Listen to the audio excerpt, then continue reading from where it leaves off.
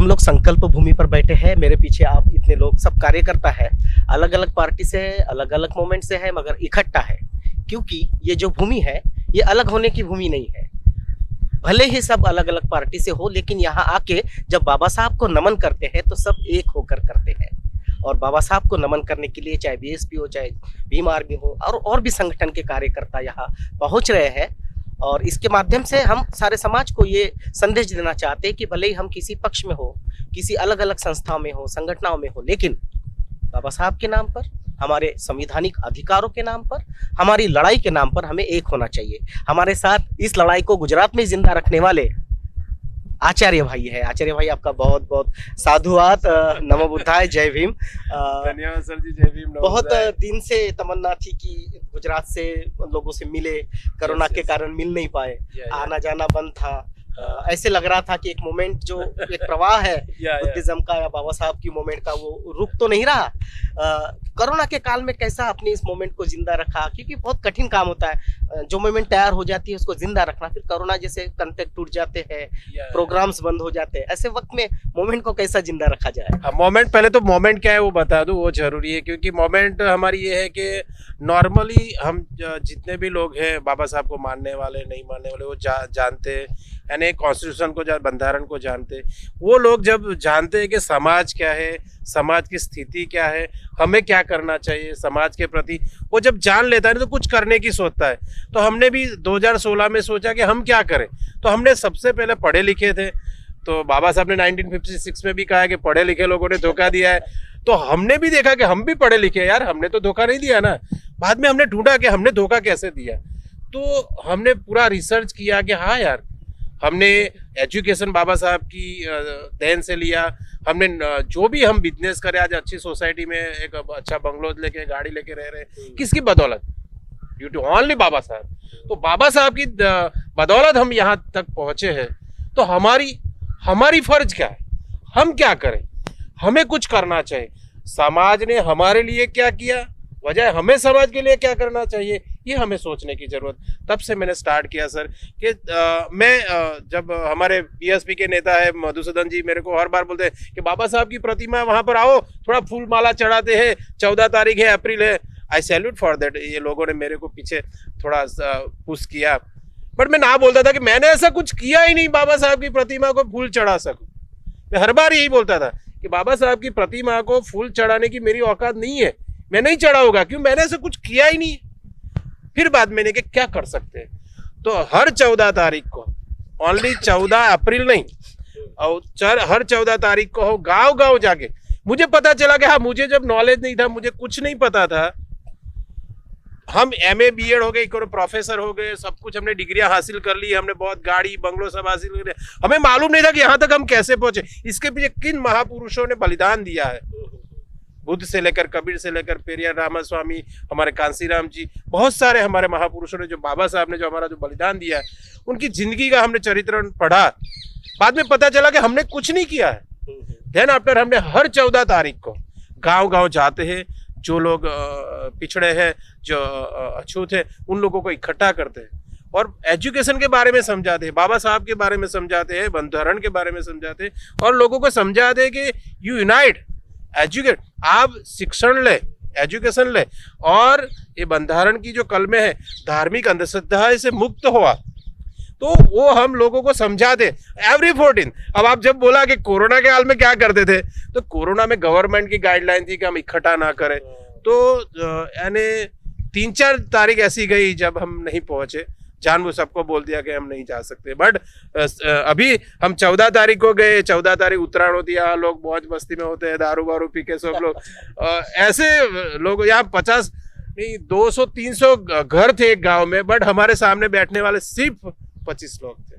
तो 25 लोग ही काम के होते हैं। हाँ, तो वो जो भी है, बट अब एक कितना अवेयरनेस की जरूरत है गांव गांव जाकर के बाबा से। ये हमारे राजेश भाई है, भरत भाई है, प्रवीण भाई, ये हमारे जितने भी कार्यकर्ता लोग हैं, गांव गांव जाते हैं, ये मीडिया थ्रू कुछ ना कुछ बातें करते हैं। तो मेरा रिक्वेस्ट ये भी है कि जो लोग पढ़े लिखे हैं, जो लोग सरकारी नौकरियों में है, या जो भी हम एजुकेशन का जो भी हम हक अधिकार कॉन्स्टिट्यूशन का और बाबा साहब ने जो दिया है, उसके हिसाब से जहाँ तक हम पहुँचे हैं, तो हमारी फर्ज है कि हम लोगों को बताएं कि आज जो कुछ भी मैं हूं ना, आज आपके सामने जो बोल रहा हूं ना, ओनली बाबा साहब की देन है। बाकी कोई शक्ति मेरे पीछे नहीं थी कि बाबा साहब ने अगर हमें हक अधिकार न दिया, एजुकेशन न दिया, आज किसी के खेत में हम मजदूर होते, बंधुआ मजदूर होते। क्यों? कि एजुकेशन नहीं होता। तो आज जो कुछ भी है ड्यू टू ओनली बाबा साहब। जी बिल्कुल। हम अभी गुजरात के दौरे पर है, बाय रोड सड़क से घूम रहे हैं हम गुजरात के शहर में, सर वेलकम फर्स्ट गलियों में। हम ये देख रहे हैं कि बाबा साहब ने या बुद्ध ने या हमारे सारे संत पुरुषों ने या महापुरुषों ने लोगों को अंधश्रद्धा से बाहर निकलने को कहा है। लोगों ने ये कहा कि मंदिर की लड़ाई नहीं, संसद की लड़ाई लड़नी है। लेकिन गुजरात में जब हम घूमते हैं तब देखते हैं कि हर गली में मंदिर है। सुबह जब हम आज हमारी नींद खुली तो वो किसी आरती से खुली और किसी बड़े धार्मिक गाने से खुली। बच्चे पढ़ाई करते होंगे सुबह या शाम को।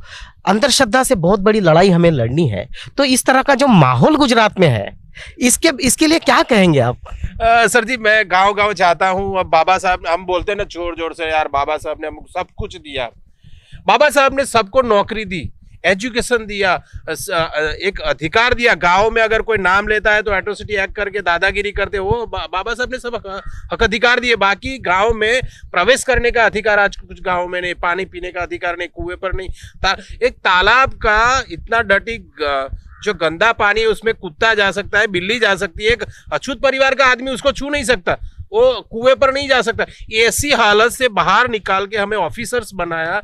हम लोग आज गाड़ी बंगलों में घूम रहे हैं, गांव जाते हैं। सर जी, आपको मैं बोलूं ना कि हमारी प्रथा है कि हम गांव में जाते तो किसी को कुर्सी पर नहीं बिठाते, सिर्फ बाबा साहब की एक प्रतिमा को लगाते हैं और फूल माला चढ़ाते, बाद में हमारी जो है बातें करते हैं। उसी टाइम हम देखते हैं कि गाँव में 50 गाँव है, 50 घर है या 150 घर है, किसी के घर में भी बाबा साहब की फोटो नहीं, किसी के घर में। हमें बहुत दुख होता है। फिर हमने क्या किया मालूम? फोटो हम लेके ही जाते हैं, फोटो भी साथ में रखते हैं। इतनी अंधश्रद्धाएं है। अरे मैं बोलता हूं कि बाबा साहब ने एजुकेशन का हक अधिकार दिया, नौकरी दिलाई। अब जो लाड़ू बांटने का टाइम आया तो किसी मंदिर पे चले गए, वो बकरा काटने को लिए चले गए। क्या समाज को मैसेज? और उसके बच्चे क्या सीखेंगे बाद में? उसके जो बच्चे हैं, जिसको तो ऐसे मालूम है कि किसी देवी देवता ने नौकरी दी है, किसी माता महादेव ने दी है, हमें धर्म से हमें कोई लेना देना नहीं, पर जिसने दिया है इसके लिए आपने कुछ नहीं किया। चलो सर, एक बात और महत्वपूर्ण है कि जैसे हम गुजरात में देखते हैं कि पूरी देश में एक भ्रम फैलाया गया कि गुजरात मॉडल के बदौलत सरकार, जो गुजरात की सरकार थी, वो दिल्ली के तख्त पर भी बैठ गई।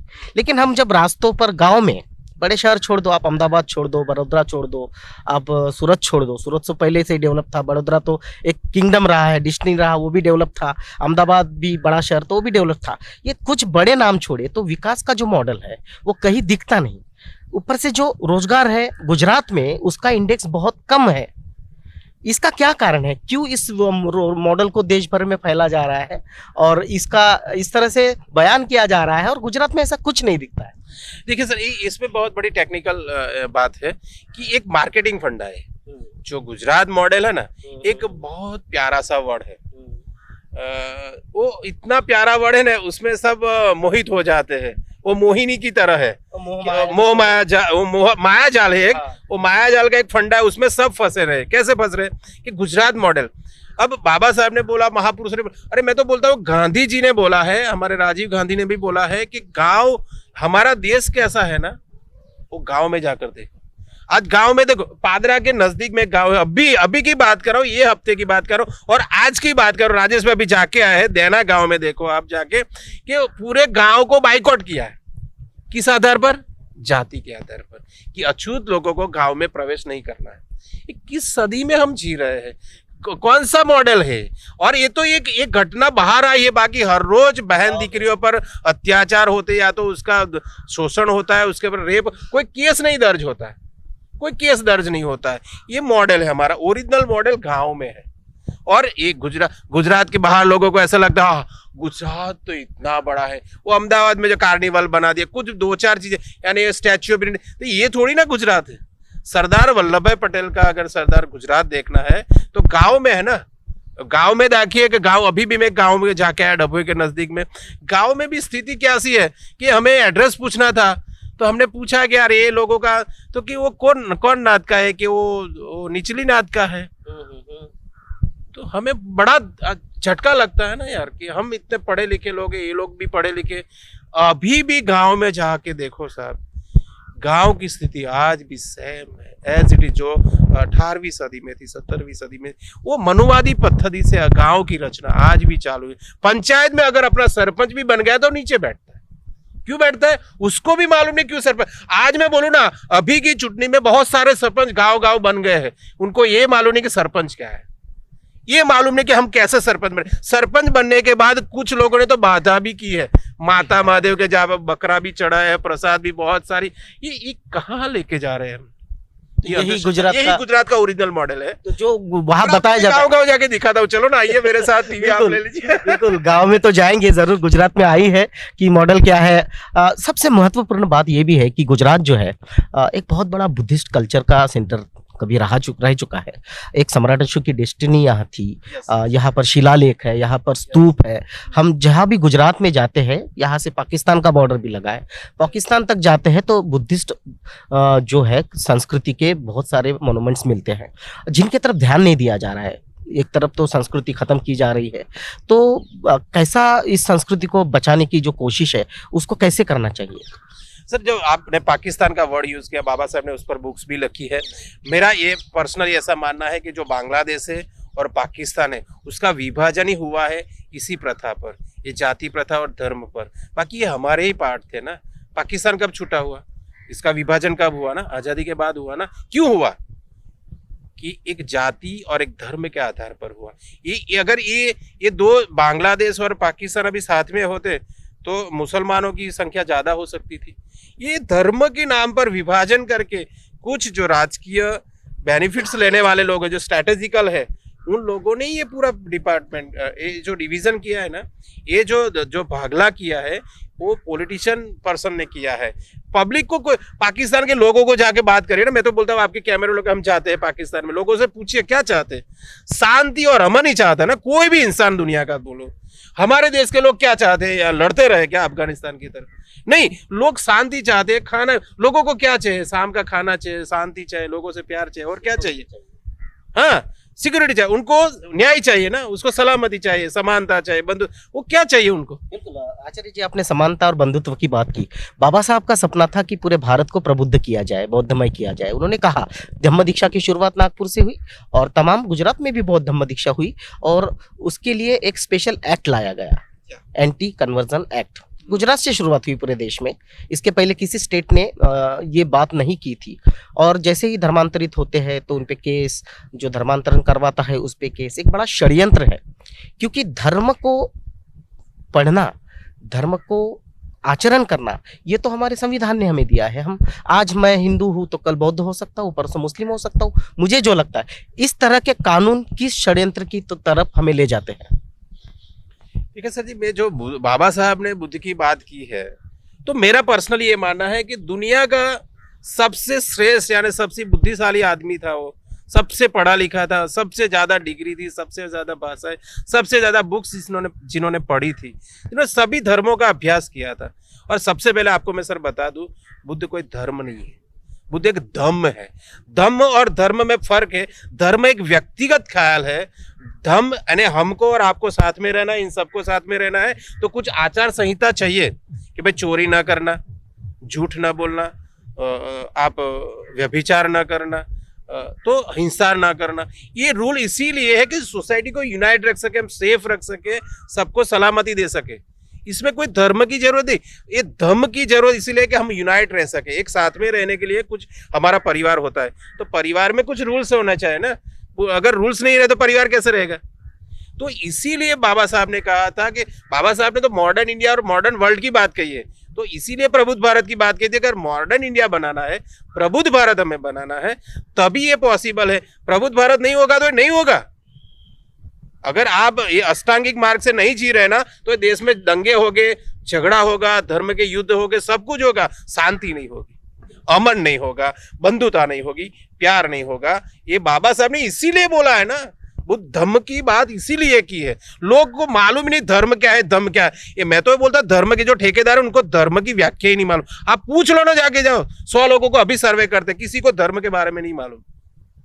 किसी मंदिर में जाना है, धर्म और धर्म तो दूर की बात है, उसको धर्म क्या है वो मालूम नहीं है। तो यही स्थिति है और यही हमारा गुजरात मॉडल है। बिल्कुल, गुजरात मॉडल पे हम बात कर रहे थे, पॉलिटिकल, इकोनॉमिक और धार्मिक पर भी हमने बात की। हमारे साथ आचार्य जी है जो सभी प्रकार की, चाहे सामाजिक हो, पॉलिटिकल हो, उसकी बात करते हैं। अंत में सिर्फ एक बात पर मैं कटाक्ष करूंगा कि ये जो भूमि है, ये बहुत पवित्र भूमि है। यहाँ पे संकल्प लिया गया, बाबा साहब यहाँ आए, यहाँ से संकल्प लिया और यहाँ से पूरे देश को बदलने का एक नया मॉडल डेवलप होने लगा। लेकिन जैसे हम देखते हैं कि इस संकल्प भूमि को, जैसे ये पेड़ जिसके नीचे बाबा साहब बैठे, उनके आंखों से आंसू टपके, उन्होंने सोचा कि मेरी ये हालत है, मैं इतना पढ़ा लिखा, सूट बूट कोट टाई पे हूँ, बूट है मेरे पास गाड़ी है, मेरे पास सयाजीराव गायकवाड़ की नौकरी है, और इतना बड़ा अहदा होने के बाद मेरे साथ ऐसा होता है कि मेरे को घर से निकाला गया, तो मेरी जनता का क्या। और यहाँ उन्होंने संकल्प किया। लेकिन आज हम देखते हैं, आप कैमरे पे भी, फुटेज पे हम दिखाएंगे इसको, तो ये पेड़ और ये इतना कटघरा बना के रख दिया है, ये लाइट्स बंद है, पोल गिरे हुए हैं। यहाँ जब हम आए तो हमारे आदरणीय बंते जी जो है बोधि धर्मा, इन्होंने पेड़ को तोड़ के एक झाड़ू बनाया और ये पूरा उन्होंने यहाँ पे क्लीन किया। तो ये जो दशा है, ये दशा जब सुधरेगी तब तो देश की भी दशा सुधर पाएगी ना। तो ये दशा कब सुधरेगी? तो सर पहले तो हम संकल्प भूमि की बात करें, उससे पहले जो स्थिति है उसके बारे में, जो बड़ौदा के लोग हैं, सबसे ज़्यादा बड़ौदा में जो बाबा साहब का, नहीं 1956 में कहा कि मुझे पढ़े लिखे लोगों ने धोखा दिया, सबसे पढ़े लिखे लोग यहाँ पर है, बट वही धोखेबाजी, इसीलिए स्थिति है। मैं संकल्प भूमि की बात करूँ तो संकल्प और भूमि दो अलग चीज़ें हैं। ये भूमि है जहां पर संकल्प दिया बाबा, बट क्यों लेना पड़ा संकल्प भाई, ये जरूरी है हमें जानना कि यहाँ से बंधारण और पूरी जो क्रांति हुई ना, इसके बीज के अंकुरण यहाँ से हुई है। ये संकल्प भूमि है हमारी। संकल्प भूमि में ये स्थिति आई क्यों बाबा साहब की? यहाँ ये जब बरगद का पेड़ था, इसके नीचे बैठ के बाबा साहब क्यों रोए कि दुनिया की सबसे ज्यादा है, हम नहीं बोल रहे, अमेरिका की कोलंबिया यूनिवर्सिटी ने सर्च करके बताया है कि दुनिया के 350 साल के इतिहास में सबसे पढ़ा लिखा आदमी है, सिंबल ऑफ द नॉलेज कहा। और वो बड़ौदा में जब नौकरी करने आता है महाराजा के यहाँ, तब उसको जो पटावाड़ा वो फाइल दूर से फेंकता है, मटके से पानी नहीं लिया जाता है, उनको रहने के लिए मकान नहीं मिलता है। एक धर्मशाला में जो उसका जो वॉचमैन था उसने नाम बदल कर रखा, तो रात को 12 बजे उस पर हमला होता है लकड़ियों से, डंडों से और भाले तलवार से, और रात को उनको उसका सामान फेंक दिया जाता है। तो इतना पढ़ा लिखा होने के बावजूद भी अगर ये स्थिति है, तो बाबा साहब को ऐसा लगा कि एक मेरे गाँव में जो लोग हैं अनपढ़ है, मेरे जो अछूत लोग हैं, इनकी क्या स्थिति होगी। मैं सूट बूट में इतनी लैंग्वेज जानता हूँ, इतनी डिग्री है, फिर भी जो मेरी ये हाल है, तो जो मेरे गांव में लोग हैं उनकी क्या स्थिति रही होगी। इसीलिए उन्होंने पूरा जीवन समर्पित कर दिया, और ये संकल्प भूमि है। यहाँ से समर्पण बाबा साहब का हुआ है। यहाँ जो आज हम बाबा साहब को जानते हैं ना, उनका जन्म ये है, ये जन्म स्थली है हम संकल्प भूमि जिसे। और हाँ, यहाँ के लोगों की जो मानसिक स्थिति है, यहाँ के जो भी लोग हैं इससे जुड़े हुए, तो उनका शायद ये नजरिया नहीं रहा है कि इनकी क्या वैल्यू है। सो दैट ये स्थिति हमें देखनी पड़ती है। और थोड़ा कुछ यहाँ पॉलिटिकल भी मैंने देखा है कि कुछ लोगों को अगर उनकी सुनी जाए तो इसको अच्छा होगा, नहीं तो इसका बुरा होगा। ये साल हमने बहुत सारी चढ़ाव उतर, कोई पॉलिटिकल पार्टी को महत्व दिया तो अच्छा करेगा, नहीं दिया तो अच्छा तो उसका कुछ गलत अटका के रखेगा। ये जो डिजाइन भी आप देख रहे हैं ना, इसमें भी बहुत सारा पॉलिटिक्स, बट ओके, वो जो लोगों का नजरिया है, रवैया है, उनका खुद का है। पर अगर हम सोचे कि ये जो इंसान है बाबा साहब, जो यहाँ संकल्प, यहाँ उन्होंने जो जन्म लिया बाबा साहब, हम आज दुनिया जो जानती है बाबा साहब को, ये बाबा साहब का जन्म यहाँ पर हुआ।